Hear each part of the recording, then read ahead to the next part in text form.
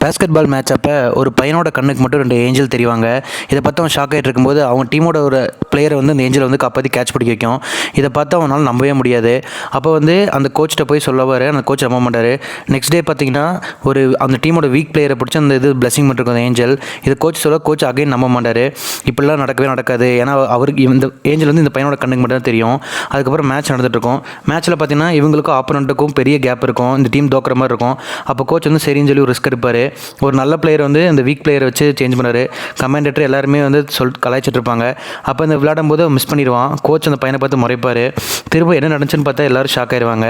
அப்போ ஒரு பால் போடும்போது அந்த ஏஞ்சல் வந்து பிளஸ் பண்ணும். கரெக்டாக அந்த வீக் பிளேயர் வந்து அந்த பாலை பார்த்து இழுத்து அடிச்சிருவான்.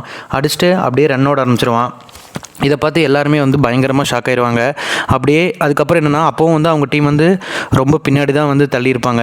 அப்போ வந்து அந்த ஏஞ்சல் வந்து திரும்பவும் வந்து இவங்க பால் வீசும்போது என்னாகும், ஒரு இன்ஜூர் பிளேயருக்கு வந்து ஹெல்ப் பண்ணும். திரும்ப அந்த கோச் போய் அந்த பையன்ட்ட சொல்லுவார்.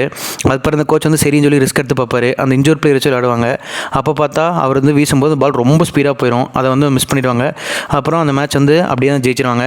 ஸோ அந்த கோச் வந்து இந்த பையன்ட்டு ஏதோ ஒரு டேலண்ட் இருக்குது அப்படின்னு சொல்லி இந்த பையன் வந்து அவங்க டீமில் சேர்த்துக்குவார். சும்மா ஒரு மாஸ்கட் மாதிரி சேர்த்துட்டு அதுக்கப்புறம் இந்த பையனோட ஏஞ்சலோட ஹெல்ப் மூலிமா ஜெயிச்சு ஃபைனல்ஸ் போயிடுவாங்க. ஃபைனல்ஸில் பார்த்தீங்கன்னா அந்த ஏஞ்சல் வரவே வராது. இவங்க வந்து தோக்கிற மாதிரி இருப்பாங்க.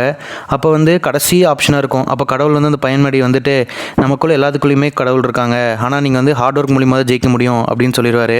இப்போ இந்த என்னாகும், இவங்க ரொம்ப ஃபீலாக இருப்பாங்க. அப்போ அந்த கோச் போய் சொல்லியிருப்பார். என்னென்னா ஏஞ்சல் வந்து நமக்கு இப்போவும் ஹெல்ப் பண்ணுவாங்க அப்படிம்பாங்க. அப்புறம் அந்த டைம் எல்லாருமே வந்து ஏஞ்சல் மாதிரியே வந்து சிக்னல் எல்லாமே சைக்கிளாக பண்ணுவாங்க.